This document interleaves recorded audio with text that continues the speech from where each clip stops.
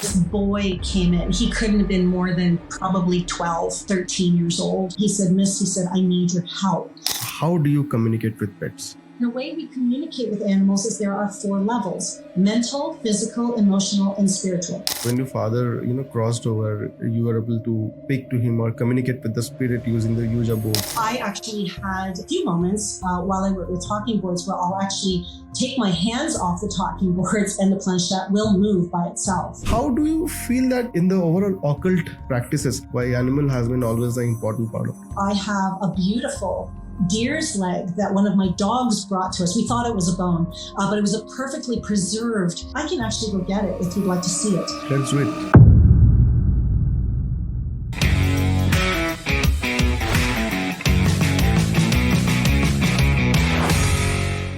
Hey Angel, how are you? I'm great. Welcome to the iRonik show. We have been, looking to do this for quite a while now. And thank you so much for your time. Oh, thank you for having me. I'm really excited to be here. Same here. So before we start talking about everything that we have been, planning to talk about, I just wanted to know, about the overall setup that you have. It's really intriguing. It's really interesting. And I would exactly. I would really like our audience to have a glimpse of what all is there and what exactly. I can see a skull. Sure. Is that a real one? Yeah. So this is, I'm a working energetic, and so it's easy. It's easier for me to have things at my fingertips.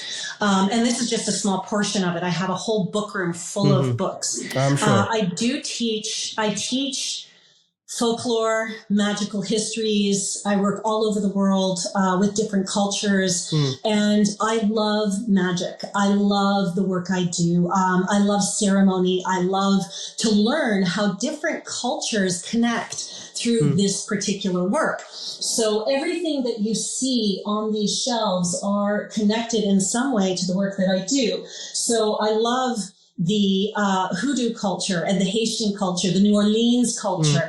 So you'll see that one of my shelves is dedicated to a lot of the hoodoo work and the hoodoo practices. This is one of my favorite skulls, and she is actually was used for medical purposes.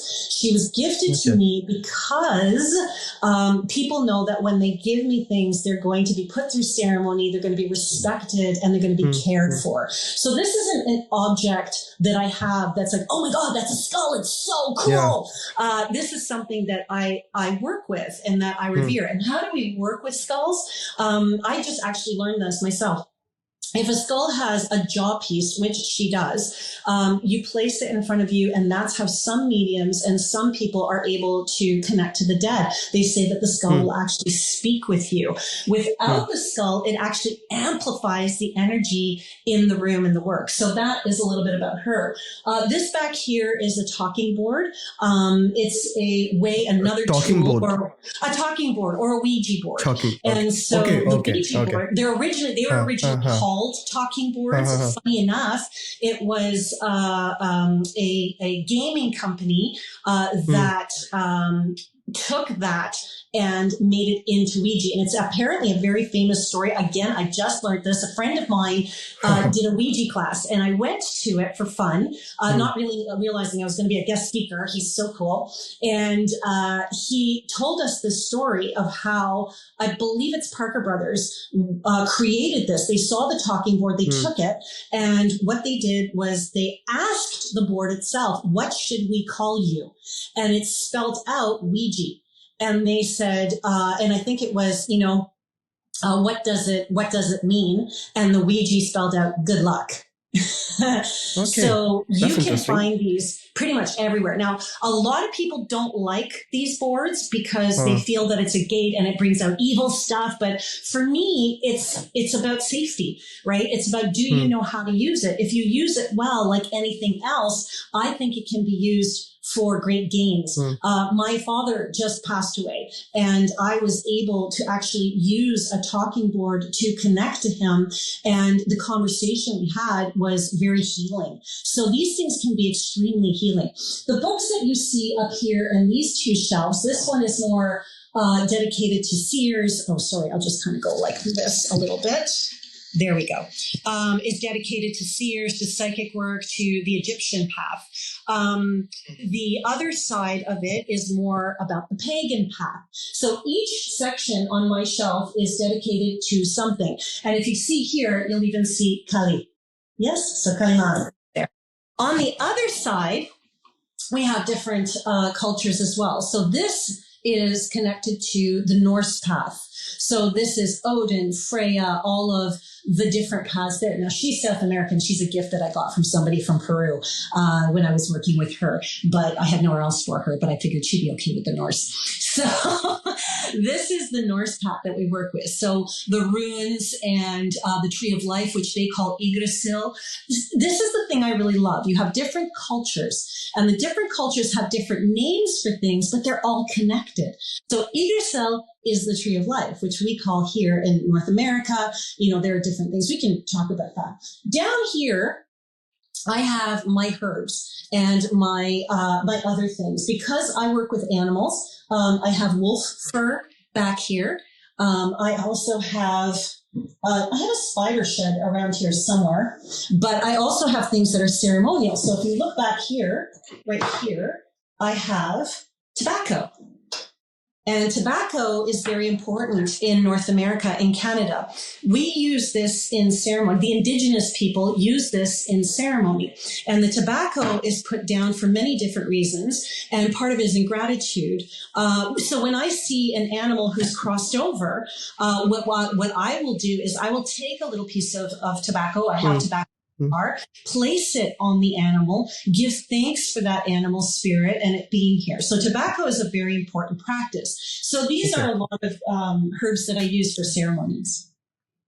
Okay, thank you so much. And before we move ahead, my condolences to you. You mentioned that your father is no more. Thank you. So I can understand that pain because I recently lost my father around 6-7 months back. My condolences. So as they say, I mean, when two people are in the same, boat and going through the same stuff, somehow the reverse finds a way to bring them together. Yes, I agree. So you mentioned that when your father, crossed over, you were able to speak to him or communicate with the spirit using the Ouija board. I don't want to get into the details of the discussion. How exactly do you do that? So when you're working with a talking board, the first thing you do is you set up safeties. Some people will say prayers. Some people will call in the light. Some people will create a ritual circle for themselves. It just depends on who you are. There are traditional ways of working with the talking board. There are other ways. Every culture has a different way of working with the talking board. Once the safeties are set up, then you can, again, work with the Ouija board or the talking board in different ways. One of the ways that we like to use is you'll take the planchette, which is a little piece that will actually point towards letters or go to the yes or no or what have you. And you will circle 3 times. And the 3 times opens the gate, right? It opens that space. It gives a connection. Once that happens, you can start asking your questions. I actually had a few moments while I worked with talking boards where I'll actually take my hands off the talking boards and the planchette will move by itself. And those are really amazing moments because it shows you, it validates for you that number 1, you're not crazy.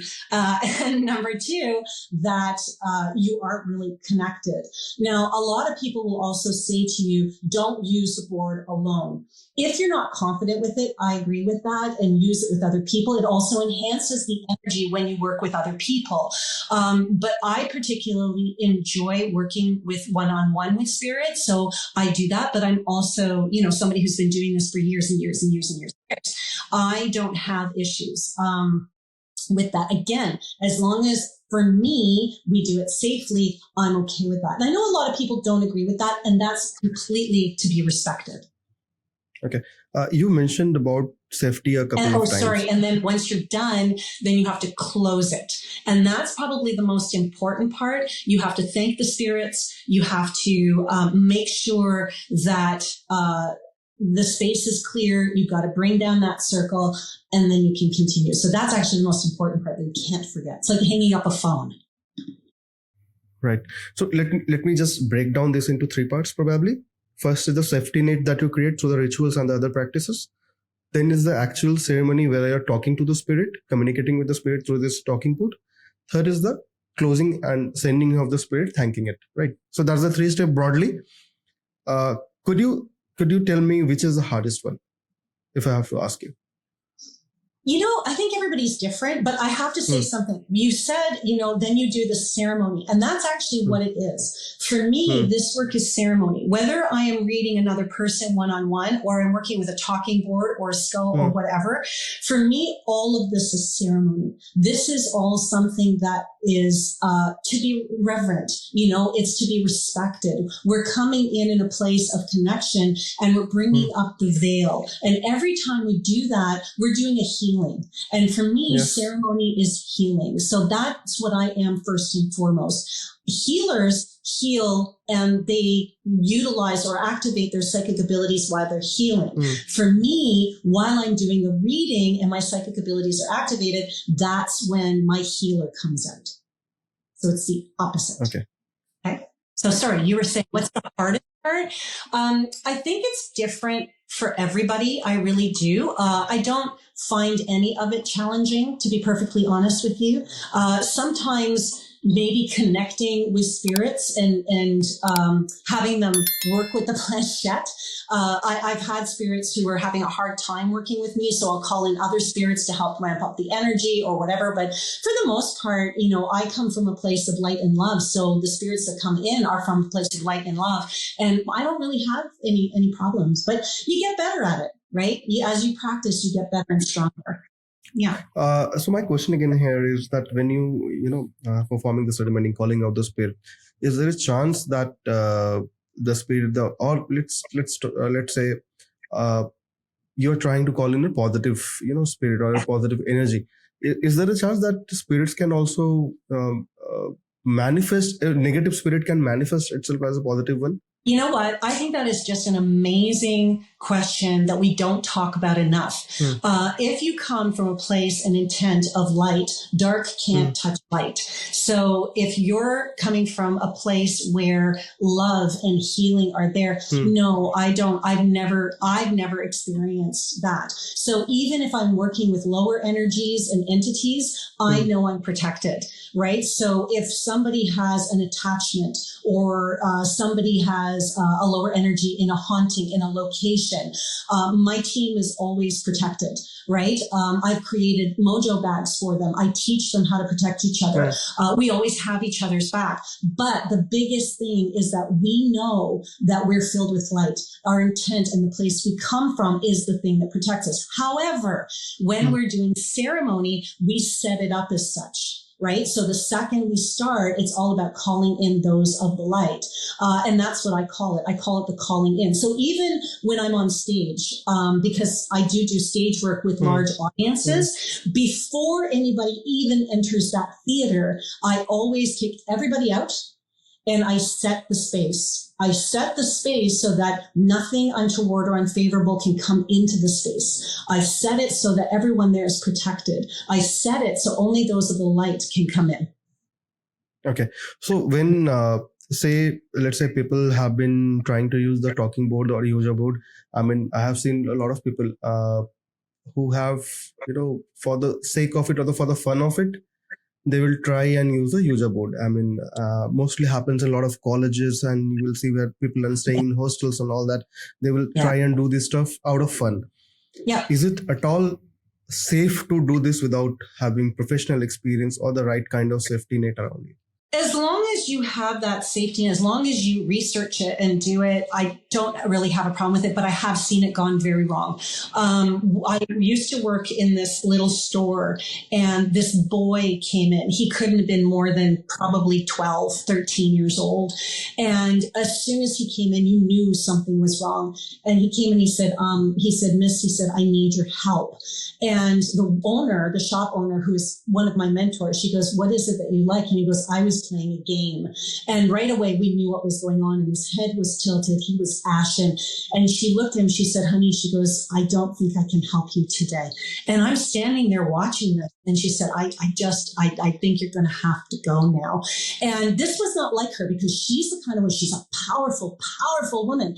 And he left. And I asked her, I said, why can't we help this child? And she goes, that one's far gone. She goes, what he was playing with a board, and you could tell that he was playing with a board, and whatever he was playing with, he's far gone. Yeah. So I'm hoping that the family was able to get help. I'm hoping that happened. And again, I was very young in this work. I think at this stage of the game, I think I would have tried different things to help him. However, I don't know, because she's a very adept, and she can suss these things out. So yeah, scary things can happen. I know of people who, and that's another thing too.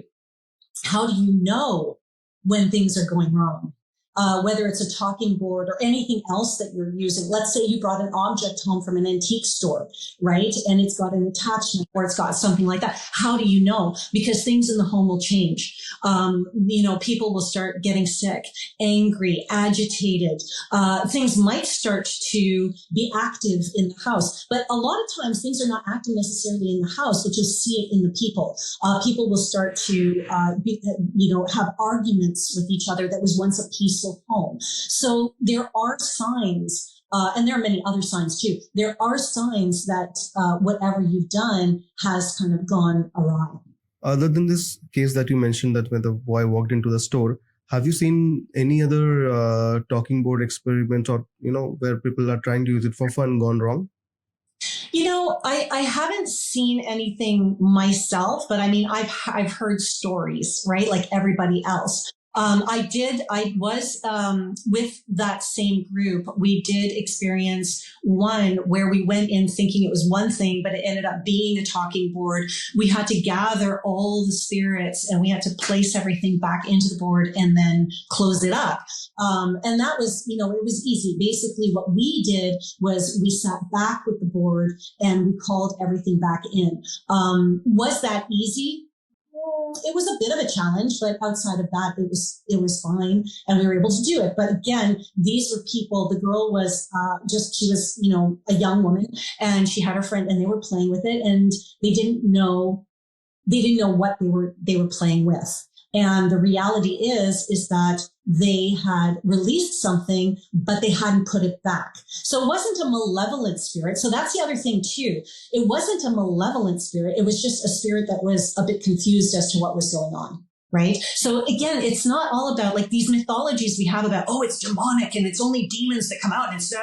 No, when you release something, if you don't put it back properly, then you might cause confusion. It might feel like, where am I? What am I doing? What's going on? And then it gets upset and angry, and it can create activity. So there's so many different variables to it. So yeah, those are the two experiences I've really had with it going badly. Myself, I've never had it gone badly, ever. And I also work with the talking board a little differently than other people as well.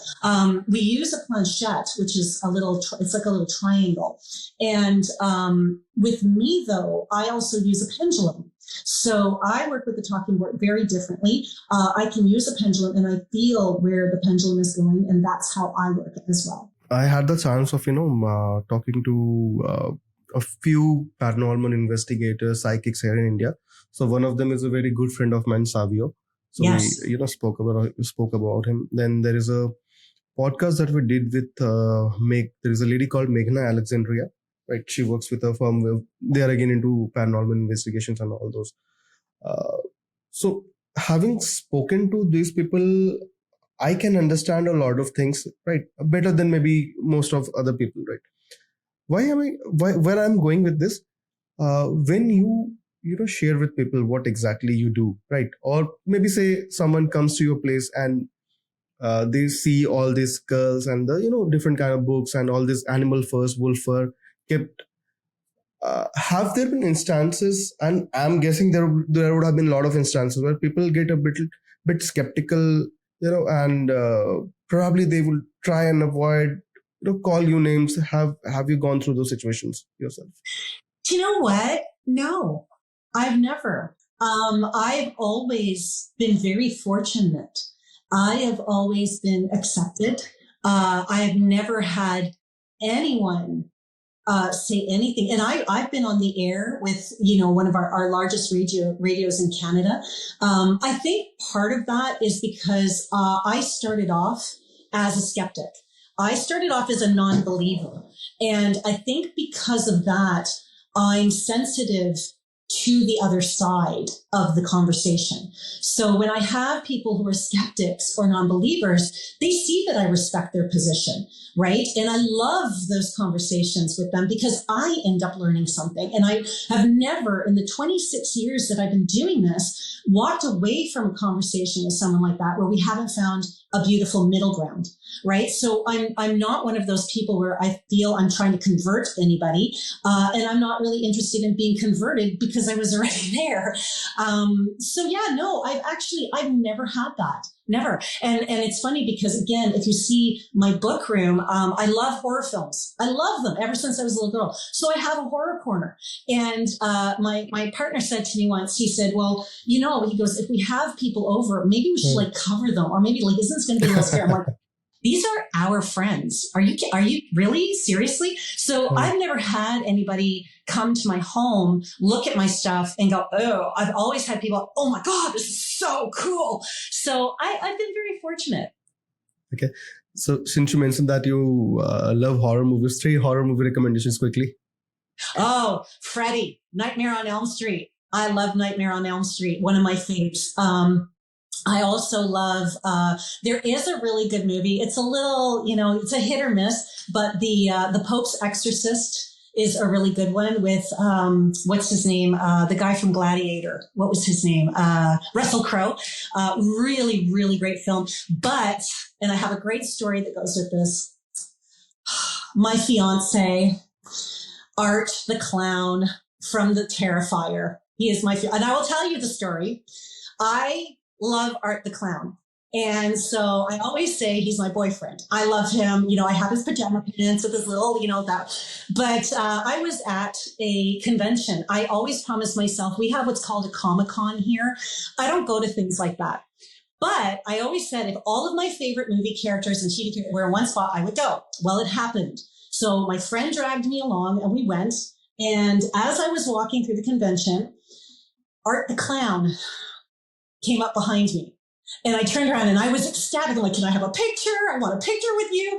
And he doesn't speak. So if anybody doesn't know this character, he does not speak. And so we were taking a picture and I was telling him that I called my boyfriend, and he has this bag. This is where he keeps all his tools. And he went into his bag and he brought out an engagement ring, which is one of the movies. He actually does this with someone. It's really cool. So he brought out the engagement ring. He got down on one knee and he proposed to me. So I said yes. So my fiance is Art the Clown. So those are my three favorite movies would be Freddy, The Pope's Exorcist, and The Terrifier. Let's talk about Halloween's a bit. What exactly is Halloween's, and what are the changes do you feel around that time? Is there any change? Halloween is All Hallows Eve, and in the Celt experience or the Celt histories, this was a time of celebration, but it was also a time when people would get together and they would, because the veil was so thin, they would utilize it as a time to scare away the spirits. Because the veil was so thin, they believed that spirits could cross over. So what they would do is the children would create masks. They would create all of these different things and they would have feasts. It was also the harvest, right? So after the harvest, they're bringing everything in. So what they would do was they would create these ugly masks and all these things to scare away the demons and to scare away the scary stuff. But in the same token, because the veil was so thin, we also wanted to invite our ancestors. So what they would do is they create a big feast. And one of those feasts is my favorite. It's something that we do in our house. It's called a dumb dinner. And the dumb dinner is when you are completely silent. right? You are completely silent throughout the dinner. You have the feast, and what you do is you place plates out that are the favorite foods of those particular spirits. And the whole concept is they come and they dine with you. They take the spirit of the food, right? And they come and they celebrate with you. And there's a little light that you put in the window, a candle that you put in the window to have them come. However, at the end of the dinner, you wish them well, and you make sure that they follow that light back out, because you don't want Granny staying for the rest of the year. But for my house, what we do, because I don't know if you figured that out, but I can't stay silent for long. In our house, what we do is we set a table and we put a candle in the middle. And on the one side, the living will sit. And on the other side, we set the table for the dead. And we feast with them and we remember them. And that includes animals. So in our house, we will put out a plate of food for the animals who've crossed as well. And in our house, too, we also set an ancestor altar. Ancestor altars are used throughout different cultures, different countries. Even in the Hindu culture, I believe they have ancestor altars. And so in my tradition, I like to, in my choice of tradition, because I'm Maltese, I like the way the South Americans do it. So they have sugar skulls and they have different things that they would place with them, because the skull is representative of the gateway of the two worlds. So we place sugar skulls and we place candies and we place all kinds of things as offerings. And then we place the pictures of those who've crossed within the year. In the same token, I like to put pictures of everyone who crossed that I have pictures of. So you can make an ancestor altar and you can make a Halloween dinner any way that you want, but these are some of the traditional ways. But in the pagan culture and the Celtic culture, the pagan cultures where I come from, this is where some of the origins of Halloween came from England, from Ireland, from Scotland, and from Wales. You mentioned a lot of things, and I could, draw a parallel what we also do in Hinduism. So in India, we follow, the majority of the population is Hindu, and then we have Christianity, Muslims, and Islam, and everything. So in Hinduism, what we talked about putting aside meals for the ones who have passed. Yeah. At certain time of the year, we also do that. So like you call it forefathers. In Hindi term or Sanskrit term, we call it Pitra, right? Pitra. Yeah. So during that time of the year, we put out food for the ones who have passed. Maybe like I mentioned, my father passed away. My father's father, my grandfather, my great-grandfather, we'll put out food for them, right? We invite them, we want them to have the food, and then we want them to go away. So, Right. There is so much of similarity between what you just spoke about, what I just mentioned, right? And you also mentioned, I saw that Kali, Ma Kali's book out there. So how do you think this parallel between these two completely different cultures? So talking about Hinduism and what you practice. I don't think there is a conflict. I don't think that there is. I love that similar, that's, I think, what really started me on that path was I started to make these connections with different cultures. It's like, how could one culture from one side of the world and this culture from another side of the world have such similar ceremonies, right? Even if you look in China, when I started working with feng shui, they have ways of cleansing and clearing the home that we do in North America or in England. It's so beautiful. So one of the things that I love to do, and I know a lot of people are purists, so they don't like this, but I do. I like to mix them. So if I have, a really beautiful plate of rice that has a candle on it, one of the things I might do is also place some sage around it as well, right? So I like to do different things from different cultures and work with them. My concept has always been, because I'm known as an eclectic solitary, because I work on my own, I like to draw from different cultures. And my thing is if a deity comes to you and they're Egyptian or they're Norse or whatever, they want to help you. Why would you say no? Why would you do that? They're here. My son is very, very protected by Odin. And he is what we call a son of Odin. And so I have had, and Odin is the protector of police officers, law enforcement. And I remember this one time, something really, really awful happened at a party that he went to. And while he was going home, he wasn't able to find his way home. And this police officer came around the corner and he was able to bring my son home. And I remember the officer saying to me, he goes, I'm never down that street. He goes, I don't know what took me down there that night. He goes, but I'm so glad I was there. And I'm like, you know what? So is I. So is I. And the first thing I do is I lit a blue candle. I went down, I sat with Odin and I cried and I thanked him. Have you had other experiences? I mean, when I say experiences, I mean, people who are open to talking to spirits and who are psychics, right? Their clairvoyance is really heightened. Yes. Things that you can see, probably we will not be able to experience those things, right? Giving an example. So I was speaking to Savio and others. They said that sometimes, we will see wherein there has been road accidents or something like that. If you're crossing that path, we can, in our clairvoyance, we can see those spirits still there, right? Have you those certain experiences like that? If you're willing to share. Yeah, something? It's a very interesting thing. I've had those experiences where I have past accidents and I know exactly what's happened, and then I will see it or I will read it in the news. So I've never been so close to an accident that I can actually see what has happened.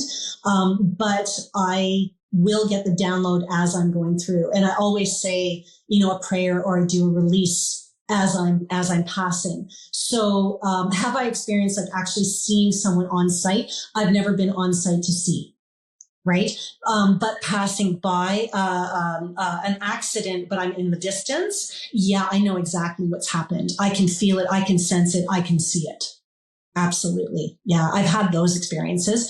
I think for me, probably the biggest experience I ever had was I was coming down the highway one day and I got hit with this energy and I saw this man fly off a motorcycle. And not moments later, everything was slowed down and we passed. The ambulance hadn't even gotten there. So yeah, that was the one time I was close to a scene. And his body was still on the hill and I could see him. And it was exactly the guy I had seen.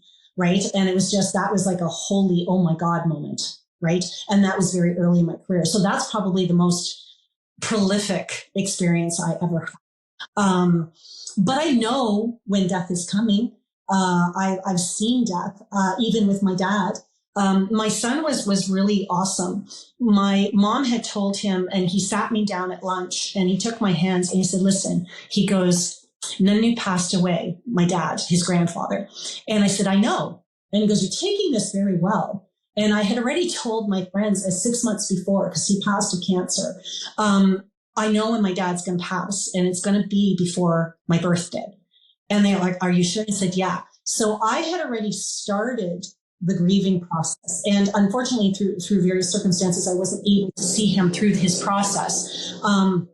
But I knew, and so there was this beautiful sense of acceptance that I was able to have. And I think as a reader, as a psychic, as somebody in this plane, I feel very blessed to be able to have what some would call the unfortunate gift, which is to see death, even with animals. I have been privy to many tragedies, and there was a time when I'm like, oh my God, why am I always at these sites? I've seen a lot of animal sites. I've seen a lot of animal accidents and tragedies. And yeah, those I've actually seen. Like I saw one dog, unfortunately, get hit by a car, and everyone's like, oh my God, is the dog dead? Is the dog? And I could see the dog in the distance. Right. So it wasn't right near the body, it was actually in the distance. So yes, I have had that experience, but not with humans. Now that I think of it. Having said that, when you have this gift, it's a blessing. And one of the reasons it's a blessing, and I see it as a blessing, is because I surround myself with supportive people who have been able to teach me and focus me and help me and support me. Right? Because I have my days. right? I have my days when I've had, two of my best clients have passed away, and I've had, a dog who's crossing. So I've had to go to Guelph and help the family. And and in those particular days, that's when I'm on the phone with my friends going, this is what's happening. And they're sitting there and they're letting me vent. Or I go for a mountain bike ride, right? Or I go and work out, or I go do something. And that's really important for viewers who are starting on this path to really understand. When you do this work, I don't care if you're a beginner, an intermediate, or an adept, have something outside of this work to ground you. Have a tribe that is supportive for you, because the reality is without that, you're going to feel alone, and you're going to feel isolated, and you're going to feel like you don't fit in. But the blessing in this too is that the more adept you become, the more into this work you become, the more like kind will start to find you as well, right? Because when you sit on a certain vibration, you're going to call in those people and circumstances of that vibration. I have two questions out here. So one thing, you talked about the path that you have chosen. Yes. Is it really the path you choose, or the path chooses you? I was just going to say that. I didn't grow up going, this is what I want to do. I come from a very Catholic family. And I loved horror films, and the idea of psychics was so cheesy to me. The whole idea of seeing we have these storefronts with neon signs that say psychic on it. I always found that very, very kind of, very, I don't know, just not my style. And so I was very turned off by that. And so when this started happening was, when I was with my son's dad, he was an outdoorsman. And the more outdoors I got, like I started skiing, I started mountain biking, the more in nature I got, because I was raised in such a conventional family, we didn't do those things, the more open I became, and I started seeing, I started feeling, and it was very, very overwhelming for me. And then I found this little store through magical circumstances, called the Hedge Witch in Newmarket, Ontario. And I met them, and I went for a reading there. And I asked the woman there, I said, what am I going to be doing with my life? Because at that point I owned a theater company. I'm a trained classical actor. I was on my way to, I was in my last cuts of Shaw Festival, Stratford Festival. And she said, well, you're going to be doing this. And I sat there going, oh my God, this woman's on crack. What a waste of money. This was the thought that ran through my head. Within 6 weeks of that, I actually ended up in Guatemala. And when I was in Guatemala, I was introduced to these medicine men, and I was taken up into the mountains. And when I was in the mountains, I was taken into this area, and I thought I was going to die. It was so run down. And I thought, oh my God, I'm here because they're going to rob me and they're going to kill me. And so when I got there, they took me into this room, and there was this huge stone. And I stood in front of the stone, and they gave me these candles, and it was midday. So they had this hole in the top of the roof. So the sun was coming down. I swear to God, I was going to, partly the reason I had visions is because I was hallucinating with the heat, I'm sure. And I looked into the fire, and I remember I heard fire and water are one and the same. There's a balance in everything. And the medicine people told me, they said, you're going to talk to animals and you're going to make a difference in this world. And I thought they were on crack. I didn't even understand. I've never heard of an animal community. I didn't even know what a pet psychic was. For me, there was a limit somewhere. There always was a limit. So I came home after that. And after that, I got invited to a healing center. And I went, and everybody was politely signing these binders. And I thought, okay, I'll sign a binder. And a week later, I got an email, and the email said, please don't forget you have your animal communications course coming up. And I'm like, what? And my friend called me, we were talking, and she goes, well, are you going? And I said, absolutely not. And she goes, yes, you are. So she signed up too, and she dragged me there. And I thought, okay, I'm a smart one. I'm going to go to debunk it. I'm going to go to show that there's a limit somewhere. So I went. By the end of the weekend, the teacher was amazing. She's still a very dear friend of mine. I ended up believing. I ended up signing up for the advanced course. And once I finished the advanced course, I went back to that little store where it all started, where she said, this is what you're going to be doing for a living. And I tried my hand at it. One of their readers had left, and I got hired. And that woman who originally told me that I was going to be doing this is now like a sister to me. She is my best friend and she is family. We have not yet, gone to the part, wherein we talk about your animal, your animal communicator, pet psychic. We have not yet gone to that part. We are just warming up ourselves. We have been talking about so many things, right? And okay, so before even we start about, talking about what exactly do with animals, how do you communicate with animals? I would like to really ask, so when we talk about any sort of occult practices, be it Western occult practices, be it here in India, right? So there has always been use of animal body parts. Like you have shown wolf fur, right? I was a few days back, I was just reading, I don't know where, they were mentioning that so in Indian Tantra, there is certainly use of a body part of fox. I'm forgetting which part. So there is some part of fox that is used, and it's very rare. You have chickens, goats, and all these things used. How, right? So how do you feel that in the overall occult science, overall occult practices, why animal has been, central part of it? Why animal has been always the important part of it?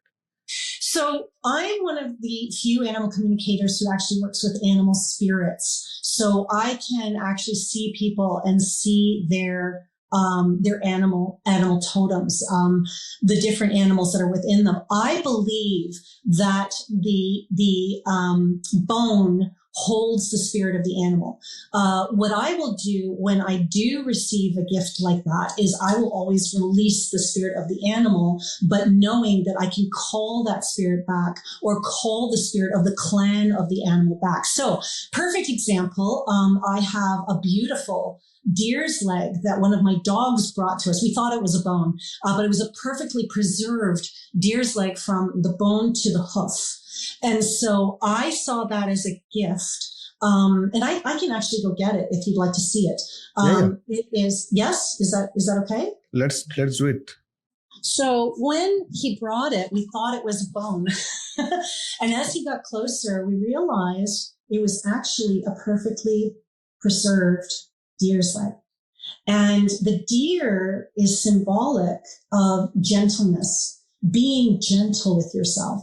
So this is a really beautiful piece that I've worked with in ceremony for people who have had trauma or people who are angry, so that we can self-forgive, so that we can forgive others. And just in passing this over a person and calling in the deer clan, calling in all of those deer medicines will help people to open up, will help people. You see people crying, releasing. One of the most powerful medicines we have here in Canada is actually bear medicine. And bear medicine is leader from the heart. This is heart-centered healing. So when you go into drum circles, a lot of times they will call in the bear with the bear song. And the bear song is a beautiful, you'll feel the energy change to this love, to this healing. It's just a miraculous thing that happens throughout those ceremonies, and sometimes, they will have little bits of fur or little bits of something. I know somebody who actually has bear skulls and polar bear skulls. And how do they acquire them? A lot of time they're gifted, right? So you may have an old bear who's passed, and then they gift it away that way. So a lot of the pieces that we get are found or gifted. They're not things that we go out and acquire. Let's talk about your pet communication, how do you communicate with pets? So this is one of the loves of my life. I believe that if you can talk to a human who's crossed over, you can also speak with a pet. And so think of yourself as a biocomputer. And so I download all my information, you download all your information, and the only difference is that I can read it. Animals are no different that way. The difference between human communication and animal communication for me is that the animals have less baggage. They're a higher vibration. They're very different that way. So do I find them easier to communicate with? Sometimes. Yeah, sometimes. And the way we communicate with animals is there are 4 levels: mental, physical, emotional, and spiritual. Like humans, we have emotional humans, we have very physical humans, we have very heady mental humans. So the animal world has that as well. I will just stop you for 1 minute. Before we move ahead, I have just one question. So when you talk about animal communication, is it only with the animals, the spirits of the animals who have crossed over, or the living ones as well? That is a fantastic question. No, it's living or dead. So whether the animal is in my presence, whether the animal is alive and in my presence, or whether the animal is crossed over is irrelevant. I tap into the animal through you. So I know you have a dog, you were telling me earlier. So in order to communicate with your dog, I would tap into you. This is like your dog, a really, really happy dog. This is definitely your dog. I really feel like he sees himself as your son. He sees himself as your son. He is your child. So you find some animals will be like, okay, this is my buddy and he's my brother. You know, he's my dad, but he's also my brother. We hang out and that kind of. This dog looks to you for everything. He really loves being around you. But there's something going on. He says he's a little needy, isn't he? He's a little needy. It's like when you're in the room, it's like when somebody's in the room, he just has to have your attention. Does that make sense? Yeah. So I'll just explain to you. So here where I stay, my dog is my hometown. So let me, since you pointed out about my dog, I told you that my father passed away 6-7 months back, last year December, right? So my dog has been, my father used to treat him more than a son. I mean, I remember you told me that actually. Yeah. Right. So he loved him more than anyone else, yes. Right? He would feed him, he would do anything for him, and he was also like, whenever if dad is so whenever dad used to wake up around 5:36, he knew that he will go up to dad's bed. You need to know that now your dad is crossed, you've taken that role for him. Okay. So just so you know, he sees you as dad now. He sees you as, okay, now I'm yours. I'm part of you. So even though he may not be there, when you're there, you're the head. You're the head. You're the one he looks to. One of the things that he's showing me too is that he's sad. So if you see him, or if he was having trouble eating, like he wasn't eating as much or that kind of thing, it's just part of his grieving process, and you need to know that. But he says he'll be okay. I have not shared this with you. I mean, people might not believe, I don't care. I have not shared this with you, and you hit the nail on the head. So when dad was there, till the time dad was there, he used to feed him certain biscuits, right? Right. And my dog, he used to love it. Since the day my dad passed away, he has stopped eating any sort of biscuits. He does not consume biscuits. He has stopped it. We have tried anything and everything, but he does not consume biscuits. Yeah. Having said that, he said he's okay, but this is part of his grieving process. Okay, that's why he said, he goes, I know I'm not eating, but that's okay. He goes, I'm okay. You need to know, I'm just kind of gonna let him know that he said eventually he'll go back to eating them. He goes, not now. And even his food, yes, he's eating, but he's just like, he's just a little disinterested right now, and that's okay. I would really recommend, and your dad is actually showing me this, I would really recommend around October, November, take a biscuit and you give it to him, because I have a feeling your dad and he are going to have a conversation, and he's going to show him that, hey, you know what? It's okay, to love him the way you loved me. So just so you know, I don't know if you have brothers and sisters or what have you, but the reality is that you have now kind of stepped into those shoes where the dog is concerned, and the dog acknowledges that and will continue, but he's still grieving. What I love about animal communications is it brings closure. In my family, we have always been, very close to dogs. So we have always had dogs as pets, right? So when I was growing up, so we had a German Shepherd, right? And he was really intelligent. So he would fight, he would compete with me because I was really, really young at that point of time, maybe 6-7 years of age. He would would compete with me for my parents and my other elders attention. Yeah. He would push me from their lap and would go there. When he passed away, for some time he did not have anyone. Then one of my relatives, Did you have a dog that was black? I was going to tell you that. Yeah, he just came in. We had a Pomeranian by the name of Larry. She was completely black. Okay. I was going to ask him, is that okay? She was completely black, and so my aunt gave that so to happy to be here. But you know what? You're saying but she's got a really butch attitude. Like she's got a very masculine attitude. Yes. Like that's absolutely. why I'm like that's why I thought it was a he, because even now I'm still feeling like such a masculine energy. Very pushy little girl, eh? I'm very empowered. Absolutely. Yeah. So it was gifted to us by my aunt, my mother's sister, right?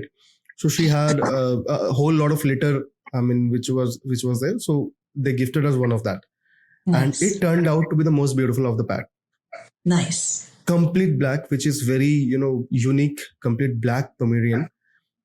She was there for quite a while, and she passed away when I was not there. I had come to, I moved out of my hometown, and I was studying. I literally just heard. She goes like, when you said that, I wasn't there. She went.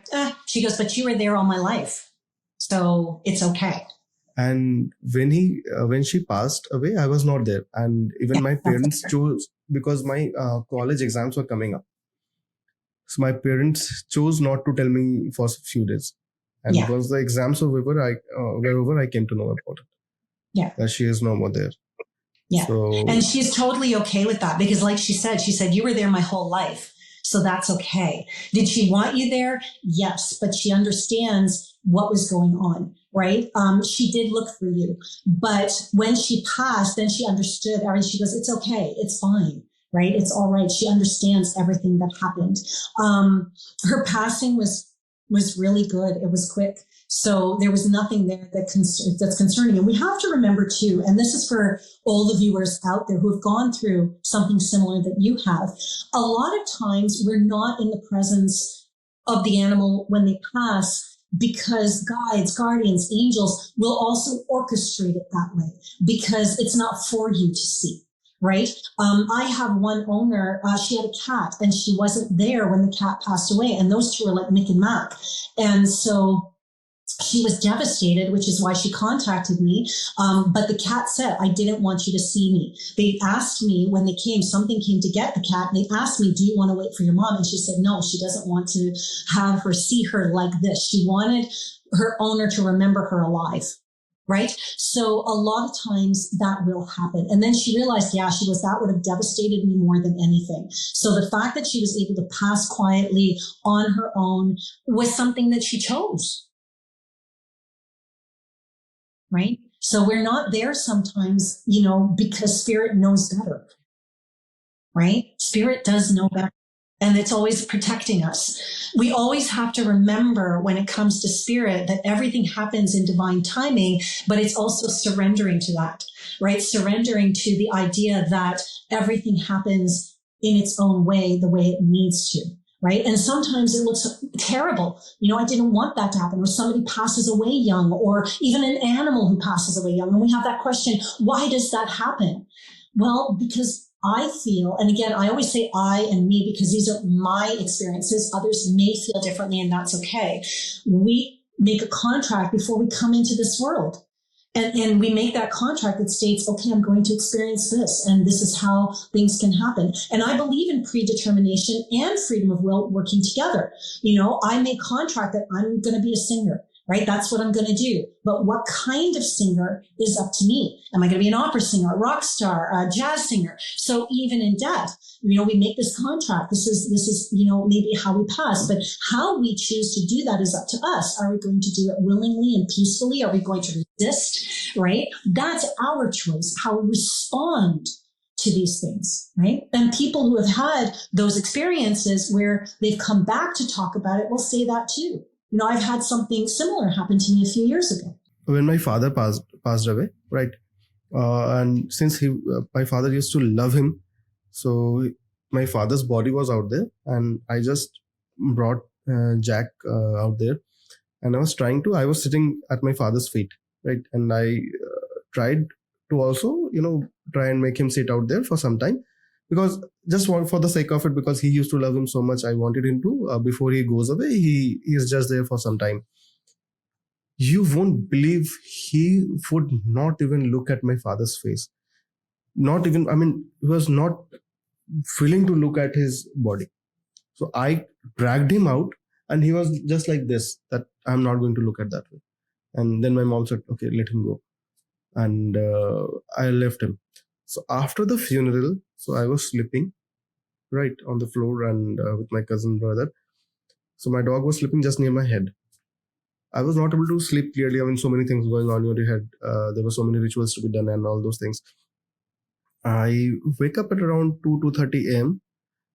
I see my dog completely shivering, right? Shaking, he's shaking. I just, very calmly, I just patted him and say, hey, Jack, hey. Then he woke up, sat straight, and where my father's body was kept before the funeral, he was just looking at that side. For about good 1.5 minutes, he was just looking at that. I let him. And after that, he came by my side and slept peacefully. Yeah. Animals are connected in ways that we have forgotten, that we are only now remembering again. And because they're such high vibration, they're wonderful creatures. And because they have such connection to us, that connection doesn't end once we cross. And that's a perfect example of that. I actually had a cat who passed away. We took her to emergency. We didn't know that we weren't going to be bringing her home. And when my pets died, I usually do ceremony over them. So I said, is it okay if I take Whitey home? Let me do the ceremony. And then she goes, yep, not a problem. So we took her home. I put out my herbs, my oils, all these different things. And we had 3 other cats at the time, and each one of them came to her one by one. But the last cat who came was her best friend, Yoshi, in Ukrainian. And so he came up to her and he sniffed her a little bit, and then the ears went back, and he started to growl a little bit. And then all of a sudden he popped his head up like he was watching something. He saw something, and then he was following around the room. He was following it around the room. And I'm like, oh my God, like seriously? And then it just this peace came over everything. Like you could feel the energy shift. And then he kind of just looked at me, and he kind of went, okay. And he just walked away. And I thought, okay, the ceremony is now complete. And I wrapped her up, and we took her back. So animals have a beautiful sensitivity to all of these things. This is why when we go to paranormal investigations, I think it's really useful to have somebody who can connect to animals, because on location, we're so interested in the human spirits that sometimes we forget, especially in historical locations, that animals can work with us. We went to a place here that's very famous called the Horse Palace. It's at the CNE grounds, the Canadian National Exhibition. And the Horse Palace was where the soldiers were deployed in World War I and World War II. And so they housed and stabled the horses, and there were cats and rats and all these things. And when I walked in, I saw this man, and the stable door kept opening. And I went over to the stable door, and there was this man, and he was sleeping with the horse. I could see it. And the gentleman who was leading us through afterwards, who was working with our team as well, he was one of the tour guides working with CNE, he had told us, he goes, sometimes they would sleep in the stables because there were no rooms for them, right? And I'm like, oh my God, that's what I saw. And throughout the whole weekend, we actually encountered cats and dogs and rats. And it's amazing the stories they carry, right? And what we can learn from them, from their perspective of what deployment felt like and what it felt like to have those people around, and, hearing the stories of the humans, right? It was an amazing experience to work with the spirits of this animal. And if I might digress, this was an experience that I'd never had before with war, like soldiers and war. This is one of my first experiences. And at the end of the weekend, there was this bar that they didn't use, and we were allowed to go in. And it was really cool because we used what's called a spirit box. And in the spirit box, you can hear the voices of the dead come through. And we've been using it all weekend. And so it was on the bar at this point, and the bartender, who had obviously passed a long time ago, he and I had been connecting all weekend. And I remember I could almost feel it in my hand. He passed me a drink. He like slid a drink into my hand, and he said, raise a glass to them. And so I stopped. Everybody was talking. I stopped everybody. And I said, you know what? This has been an amazing weekend. We need to raise a glass to the boys. Like, we need to thank them for being here. And everybody lifted their glass. I'm emotionally even saying it. We lifted our glass. We said thank you to them. And we said thank you. And then it went quiet. And the spirit box, we heard a bunch of guys going, thank you. We heard them on the spirit box. It was the most amazing moment, I think. One of the most amazing moments of my life. Since you shared one story, let me share another one. So this is again from my family, my mother's elder sister, most elder sister.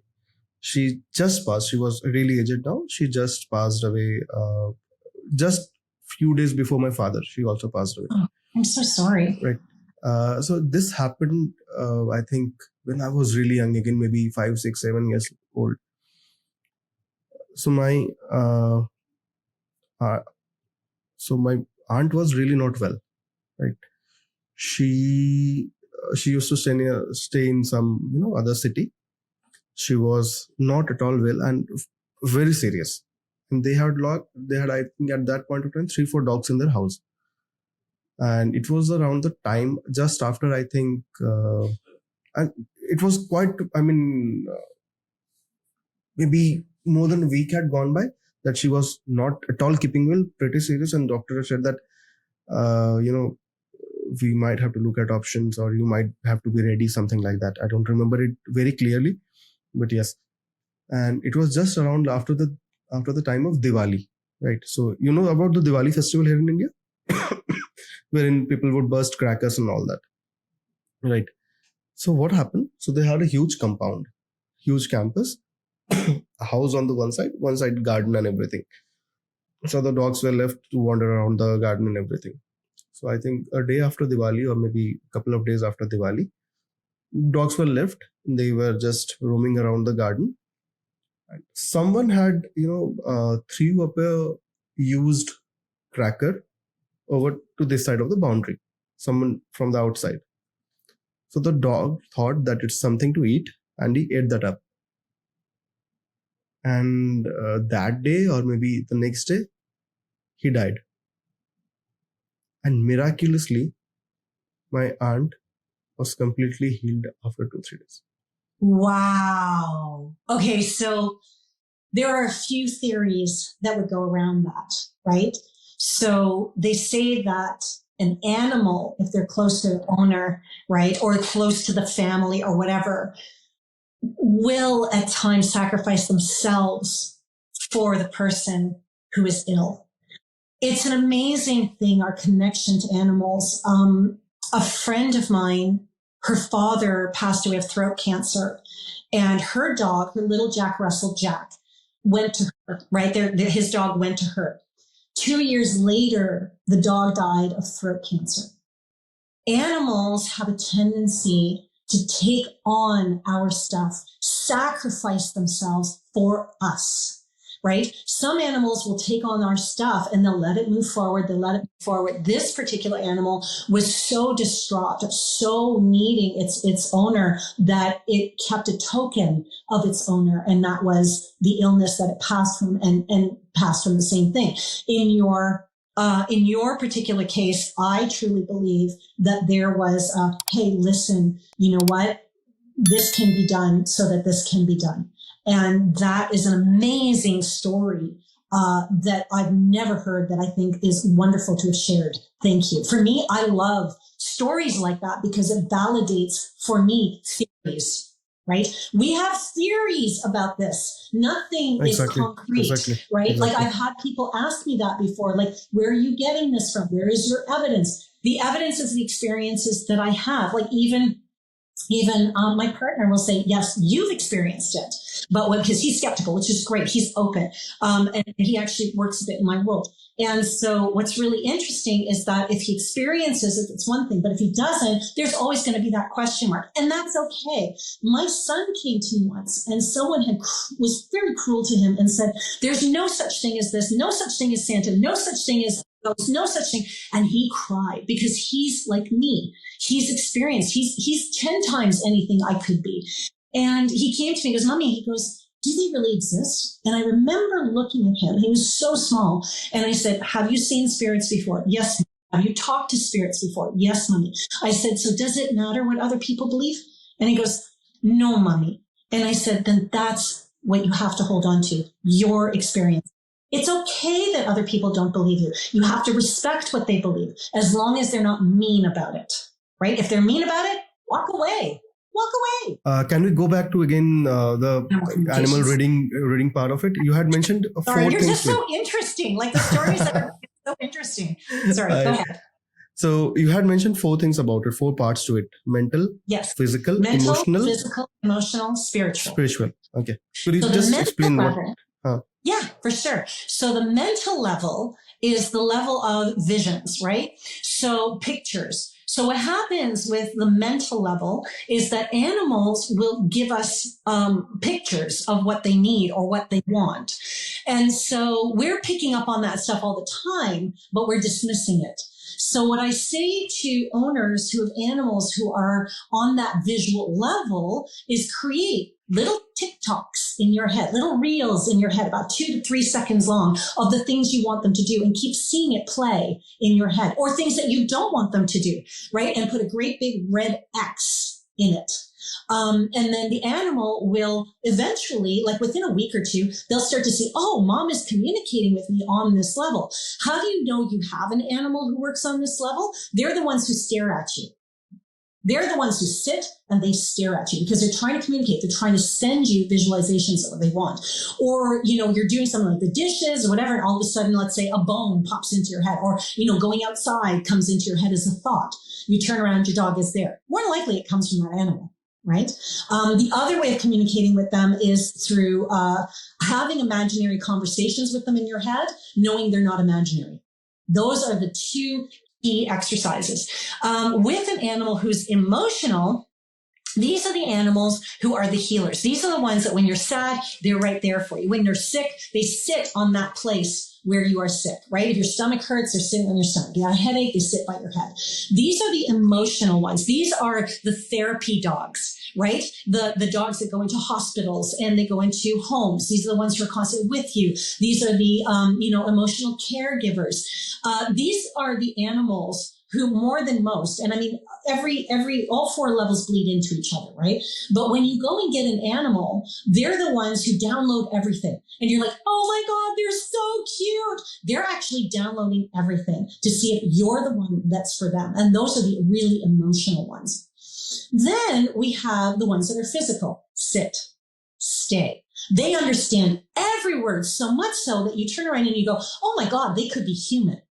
These are the ones who are very, very physical, right? They run around. They're, the agility dogs, the ones that do the agility competitions. And then you have the ones who are spiritual. These are either the animals who have crossed over. The spiritual ones are the ones who can actually communicate on every single level. These are the ones who are very aloof. The cats especially. Oh my God, I wish my cat was a cuddly cat. I wish they were more cuddly. No, they're not going to be, because they're so overwhelmed with energy. They can feel more than most. It's like a snake shedding, right? It's like electricity every time you touch them. So they have to come to you. Okay. These particular animals usually come to people who are very high in psychic ability or esoteric abilities, even if they don't know they are. Okay. These are amazing animals because they're also ones who can come to you in dream time. They can sit there and they can look at you and they can see where you need to be healed and that kind of stuff. They have medical intuition. They're the clairvoyance of the animal world and the spirit animals. So those are the 4 levels. And a lot of them will have two. So you have like a physical, emotional, or a mental, physical, mental, spirit, like all that kind of stuff. So as a communicator, when we come in, the first thing we do is observe, feel. We open ourselves up to go, what level do they communicate on? Once we experience what they communicate on, then we tap in on that level. We ask spirit, will you please allow us to connect with this particular animal? What I do, it was a technique that was taught to me with my teacher, was I will always say, put me on the vibration of this animal and this animal on my vibration. So this way we're now going like that and we connect and the channel is clear. I also get a lot of animals from different countries who don't speak English or don't feel in the same way. So, in fact, I had a dog probably last year who was from India, and she didn't really speak a lot. She understood, but and I could see that there was like I wasn't communicating with her very well. So it occurred to me, you know what? I need to turn on my universal translator. And this is a technique that my teacher. So all you do is ask and ye shall receive. So I asked, I closed my eyes and said, you know what? I need to understand this animal. This animal needs to understand me. Let's turn on the universal translator. Boom. I was able to communicate. I could feel her. I could sense her. I could talk to her. What a fantastic session that turned out to be, right? It was wonderful. And it was nurturing for the family. So there are many ways to communicate. So I'm going to give something to the viewers to practice with. Okay.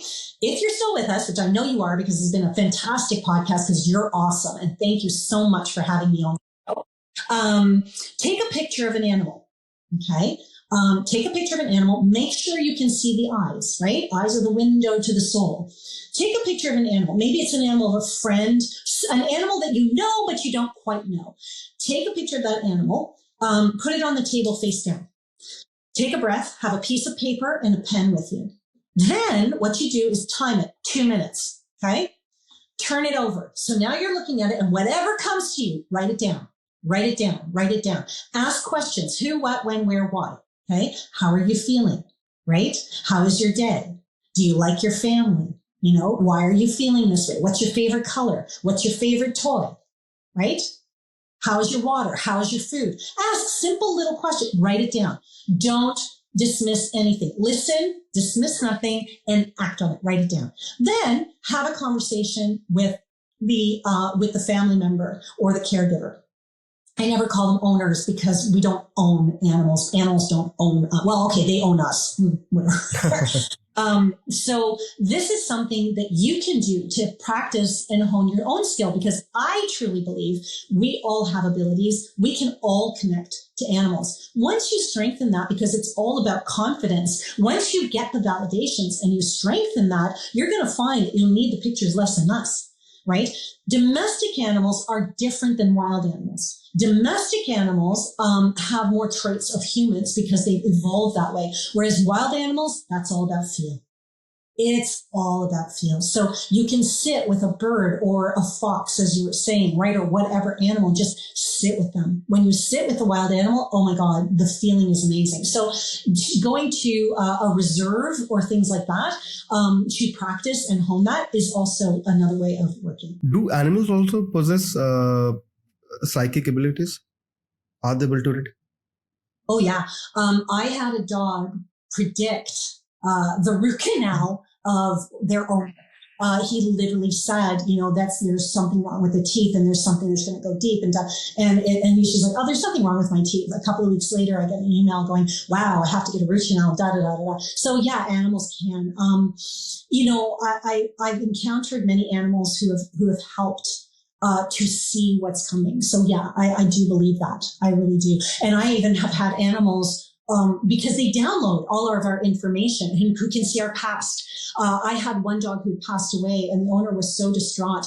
And this animal said, listen, I've known you since you were a little girl. And she was showing her blanket. And she goes, but I never had the dog. And I said, yeah, but the dog knew you. Like, that's your bond.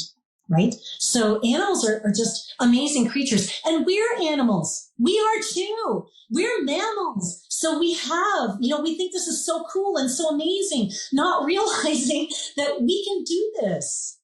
We can do this. This is a natural part of who we are, right? And this is what I want to scream from the top of the the rooftops. You know, it's time for us to bridge that gap between their kingdom and our kingdom. So, Angel, you have been really an angel in this episode, sharing so much of your experiences, wisdoms. And, you know, it has been, I have to say, it has been eye-opening conversation, as well as a really emotional conversation. Because when it comes to pets and all that, people are really emotional. And I have, you know, the stories that I shared with you, I did not share that with you consciously. They just came in. They just kicked in. Thank you. Well, thank you so much for your vulnerability, and thank you for your stories. And I'm sure your viewers who love you have loved hearing them. So thank you for trusting me with that. Thank you so much, Angel. With this, we end this first podcast. And I know there is a lot to talk to you about, and Sure. we will love to have you again on the show. I would love to come. How was your experience? I really loved it. This is phenomenal. I think that you are an amazing host, and I know that all of the different podcasts that you do have really awakened a lot of people. So I'm very grateful to you for doing this. And you're so easy to talk to, and you're a storyteller. I love your stories. You know, it's a rare thing that I get to sit down and someone's got as many stories as I do. So it was a wonderful experience. Thank you so much, and I hope your viewers enjoy this too. And I hope to see you again, and I'll come back anytime you want. Absolutely. Thank you so much. With this, we end this podcast, and with the belief that we'll have you again, with the hope that we'll have you again on the show. We'll talk about so many things again. Thank you. Thank you. Thank you so much.